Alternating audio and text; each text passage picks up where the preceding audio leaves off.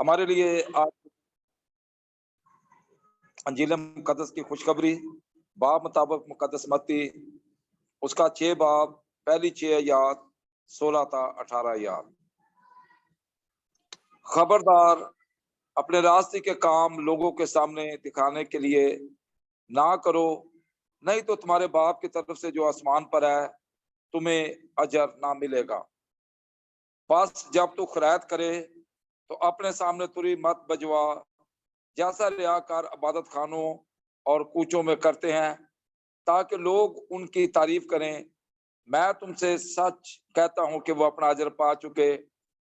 मगर जब तू खैरात करे तो जो तेरा दाना हाथ करता है उससे तेरा बायां हाथ ना जाने, ताकि तेरी खैरात पोशीदा रहे, और तेरा बाप जो पोशीदगी में देखता है तुझे बदला देगा।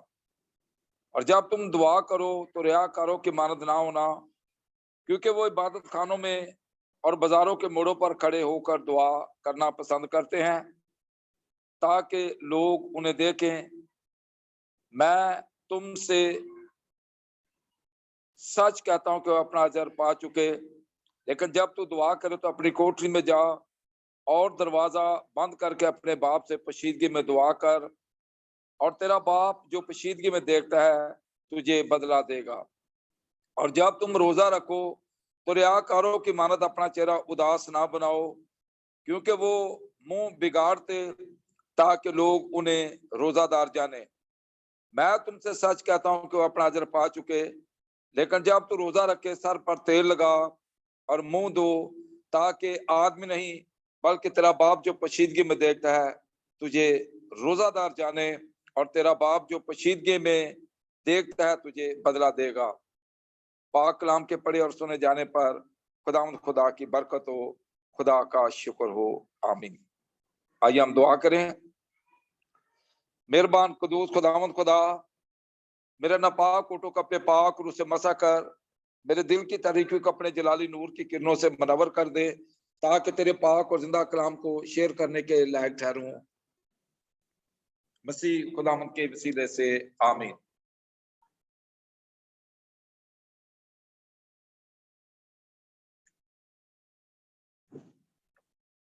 मसीह खुदावंद में अजीज भाइयों और बहनों, मैं आप सबका दिल की गहराइयों से खुदावंद यीशु मसीह के नाम में शुक्रिया अदा करता हूं कि आपने वक्त दिया कि रोजा, दुआ और खैरात के मतलब खुदावंद का कलाम हम रोजा और दुआ के बरकत अयाम में शेयर कर सके। मसीह खुदावंद में अजीज भाइयों और बहनों, रोजे का मतलब है परहेज करना, कफारा करना, फाका करना, अपनी जान को दुख देना, रुक जाना, बाज आना। रोजा अपनी जाती तब्दीली, परहेजगारी, तौबा, रफाकत और पाकीजगी के लिए रखा जाता है। रोजा शैतान के खिलाफ ढाल है, रूहानी तकवीत का जरिया है। मजहबी अकीदा में रोजा मुकर्रर वक्त तक खाने पीने की अशिया से परहेज करना है।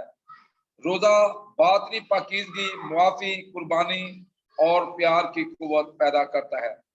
और मसीह खुदा में अजीज भाई और बहनों, कलीसिया चाहती है कि रोजा के मुकद्दस अयाम में साल भर से ज्यादा दुआ की जाए, अपने गुनाहों से पछता कर तौबा करें, बुराइयों से परहेज करें, अच्छी खुराक, अच्छे लिबास की बजाय सादगी अपनाएं, गरीबों और बेसहारों की फिक्र करें। मुकद्दस अगस्तिन फरमाते हैं कि जो तू खुद खाता है और दूसरों को नहीं खिलाता तो तेरे दिल में लालच है। मसीह के नाम में अजीज भाई और बहनों, अगर हम रोजा के मतलब गौर करें तो कलाम मुकद्दस में से आज हम 3 हवालों पर गौर करेंगे कि सबसे पहले मुकद्दस मूसा ने 40 दिन का रोजा रखा और खुदावंद से उसने शरीयत को हासिल किया, और उसी शरीयत को पुराने ऐहदनामा में हम देखते हैं। और इसके बाद अगर हम गौर करें 40 दिन के रोजे का, तो इलियास नबी ने 40 दिन का रोजा रखा और सराय का पानी पीकर और उसने कोई हुरब का सफर किया और उससे खुदावंद का दीदार नसीब हुआ। और फिर 40 दिन के हवाले से अगर हम गौर करें, यीशु अल मसीह ने 40 दिन का रोजा रखा और आखिरकार जब उसे भूख लगी तो आजमाने वाला उसके पास आया। अगर हम इब्रानियों 5 बाब में गौर करें तो वहां पर हमें जिक्र मिलता है, उसने अपनी बशरत के याम में जोर जोर से आंसू बहा बहा कर अपनी इल्तिजाएं और दुआएं अपने बाप के सामने पेश की, जो उसे मौत के मुंह से बचा सकता था। और बावजूद बेटा होने के उसने दुख उठाकर फर्माबरदारी सीखी। और अजीज भाइयों और बहनों, यीशु अल मसीह का 40 दिन का रोजों का ये अयाम हमें कामल फर्माबरदारी सिखाता है, हलीमी और फरोतनी सिखाता है, बाप के साथ हमआहंगी दिखाता है। आजमाने वाला आया और आकर यीशु अल मसीह को आजमाया, जिसमें हम आज के इस तिलावत में रोजे की अहमियत और रोजे की इफादियत पर गौर करते हैं। आजमाने वाले ने आकर कहा कि तुझे भूख लगी है, इन पत्थरों का रोटियां बन जाएं। और यीशु अल मसीह ने जो 5000 से ज्यादा 5 रोटियों और 2 मछलियों से उनको सेध किया, उन पत्थरों को रोटियां बना सकता था। बात ही नाफरमानी और ताबेदारी की। रोजा दुआ की बरकत और अफादियत और अहमियत देखे कि यीशु अल मसीह ने कहा, लिखा है इंसान सिर्फ रोटी से नहीं जीता बल्कि और उस बात से जो खुदा के मुंह से निकलती है। यानी उसने अपने बाप की मर्जी को पूरा किया, अबलीस की बात न मानी। रोजा की और दुआ की अहमियत और बरकत हमें मिलती है। फिर दूसरी आजमाइश, अबलीस उसे हैकल के किंगरे पर ले जाता है और कहता है कि तेरी बाबत लिखा है, इस किंगरे से अपने आप को नीचे गिरा दे, क्योंकि तेरी बाबत लिखा है वो अपने फरिश्तों को हुक्म देगा, वो तुझे अपने हाथों पर उठा ले, ऐसा ना हो कि तेरे पांव को ठेस लगे। यीशु मसीह कामल इंसान और कामल खुदा है और वो फरमाता है, तू खुदावंद अपने खुदा को मत आजमा। और अजीज भाइयों और बहनों, रोजा और दुआ की अहमियत देख दूसरी आजमाइश पर भी यीशु अल मसीह गालिब आता है। और फिर तीसरी आजमाइश, खुदावंद यीशु अल मसीह को इब्लीस ऊंचे पहाड़ पर ले जाता है और गिरदोनवा की सारी शान और शौकत दिखाता है और कहता है, अगर तू झुककर मुझे सजदा कर दे तो ये सब कुछ तुझे दे दूंगा। और यीशु अल मसीह ने यहाँ हमें रोजे और दुआ की अहमियत, उसकी कुव्वत, उसकी बरकत, उसकी इफादियत का बड़ी बखूबी अंदाजा होता है।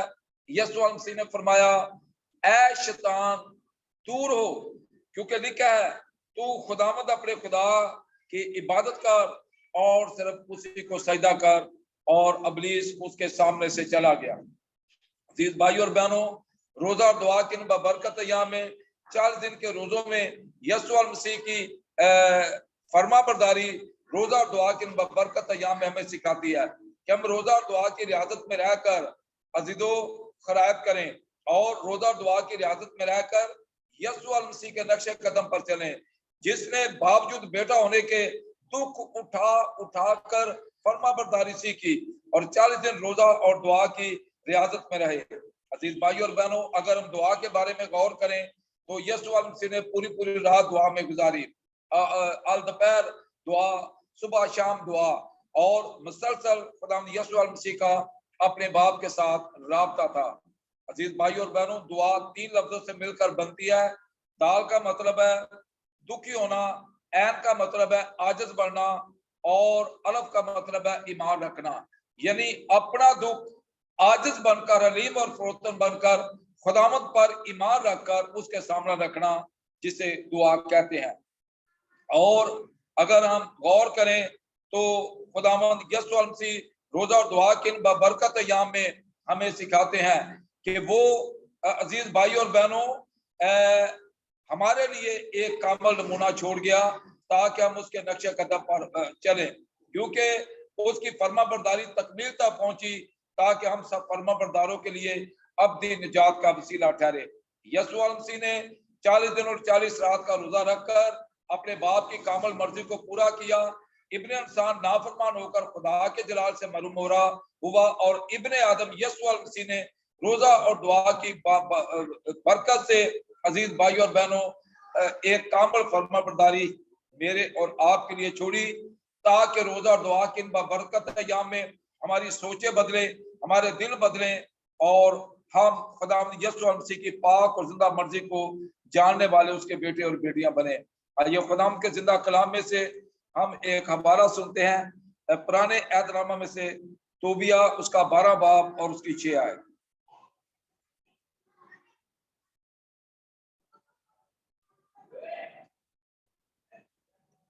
नमाज रोजा के साथ अच्छी है और खैरात सोने के खजानों के जखीरों से बेहतर है।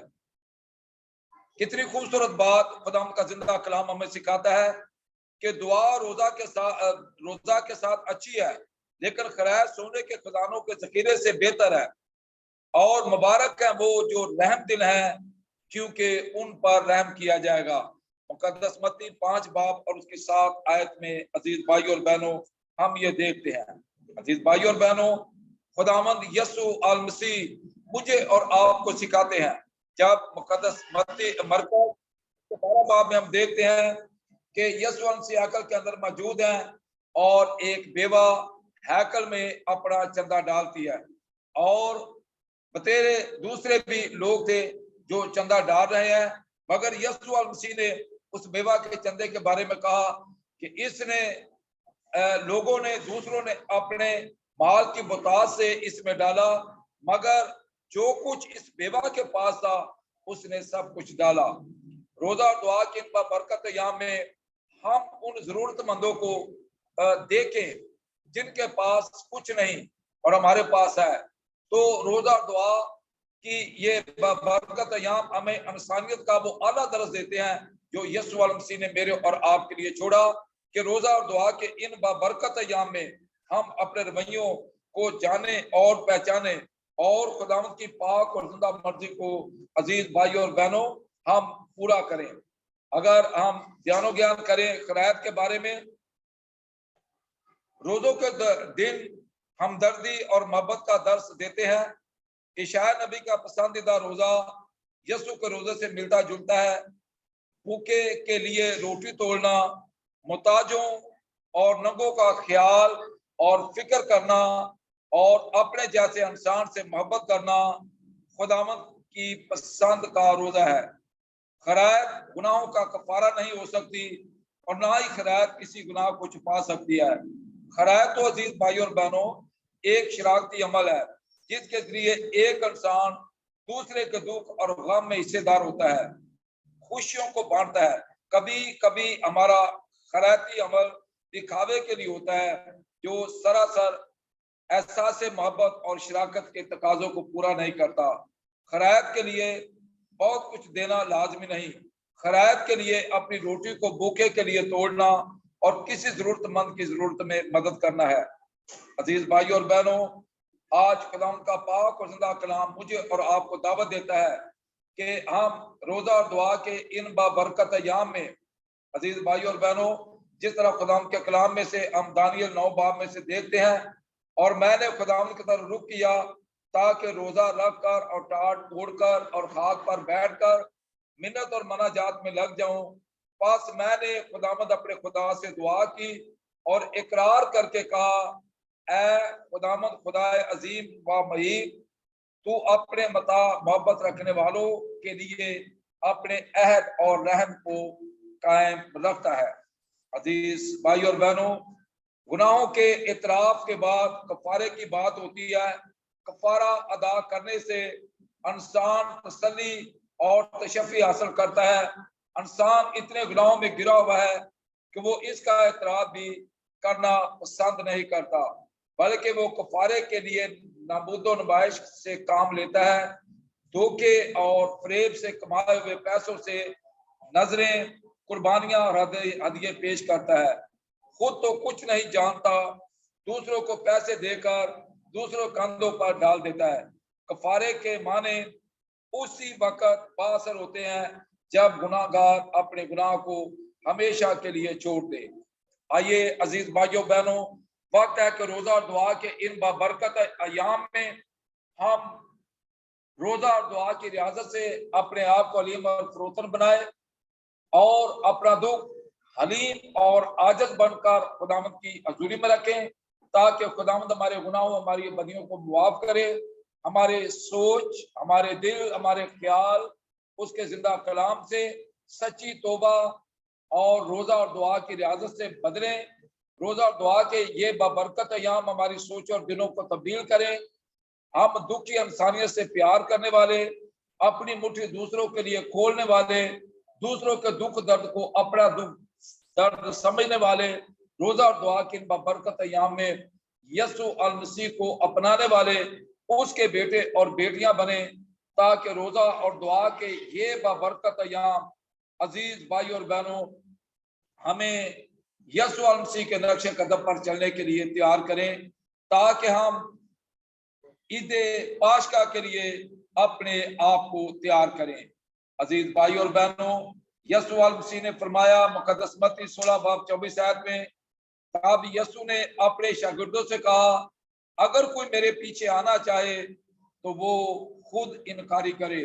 और रोजा और दुआ के ये बरकत अयाम हमें खुद इनकारी का एक मौका देते हैं कि रोजा और दुआ की रियासत से हम सच्चे तौबा के जरिए इतराफ का साक्रमेंट हासिल करें और सच्ची तौबा और तब्दीली के जरिए दुआ में रहें और अपना वक्त खुदा के साथ कायम करें और दुआ और रोजा की रियासत से खुदावंद को अपनाए।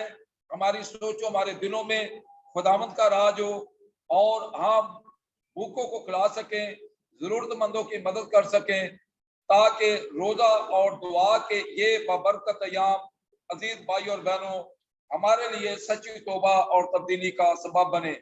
जिस तरह खुदा के कलाम में से हम सुनते हैं कि हमारी खैरात भी पेचीदा रहे, जो हमारा दाना हाथ दे उसे बायां ना जाने, और हम जब दुआ भी करें तो रियाकारों की मानद ना बने, बल्कि अपनी कोठरी बंद करके अपने बाप से पोशीदगी में दुआ करें।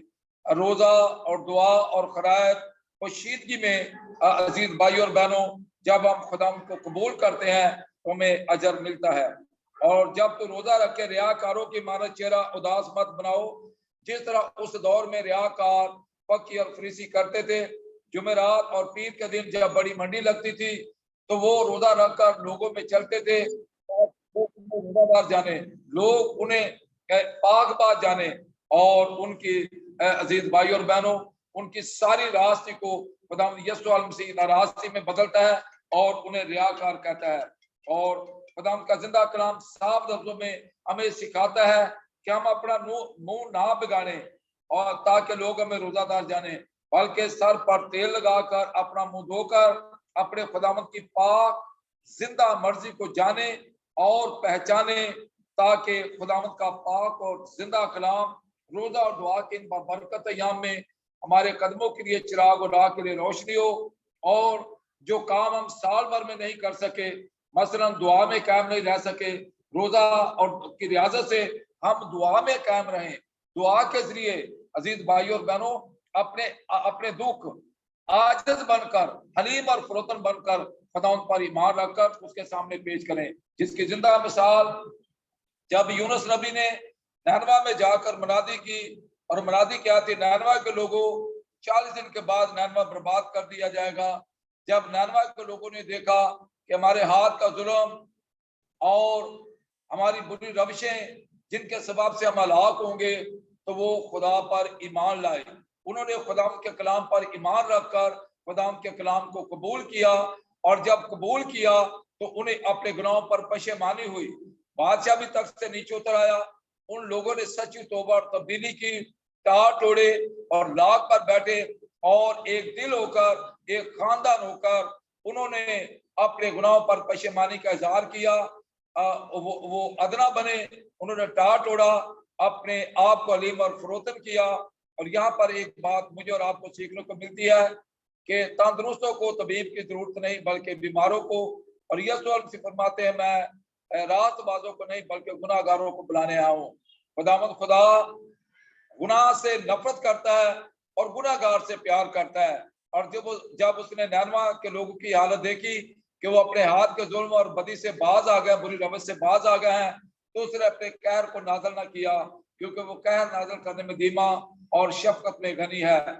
और इस तरह नैनवा के लोग सच्ची तौबा करके रोजा और दुआ की रियाजत से बदल गए और आज भी उनकी जिंदगी हमारे लिए मशररा है। खुदावंद खुदा तमाम बहनों भाइयों को, सुनने वालों को बरकत दे। रोजा और दुआ के ये बरकत याम हमें फजल अता करे। जिस तरह यीशु मसीह ने सलीब पर अपने दुश्मनों को मुआफ किया, या बाप इन्हें मुआफ कर क्योंकि ये नहीं जानते क्या करते हैं। खुदावंद खुदा हमारे अंदर ये फजल बख्शे, हम रोजा और दुआ की सच्ची रियाजत से एक दूसरे को मुआफ कर सकें, एक दूसरे से मुआफी मांग सकें। और इस वक्त खानदानों में, बहनों भाइयों में, रिश्ते नातों में, घरों में जो नफरत और असद की आग जल रही है, एक दूसरे को मुआफ करके, एक दूसरे को कबूल करके रोजा और दुआ की बरकत अय्याम में हम अपने आप को बहाल करें, अपने खानदानों को बहाल करें। हम कभी किसी के लिए ठोकर का बायस न बने, बल्कि सच्ची तौबा और दुआ की रियाजत से हम हमेशा एक दूसरे के लिए बरकत का बायस बने। खुदावंद खुदा ऐसा करने का हम सबको बड़ा भारी फजल अता फरमाए। मसीह हमारे खुदावंद के वसीले से आमीन।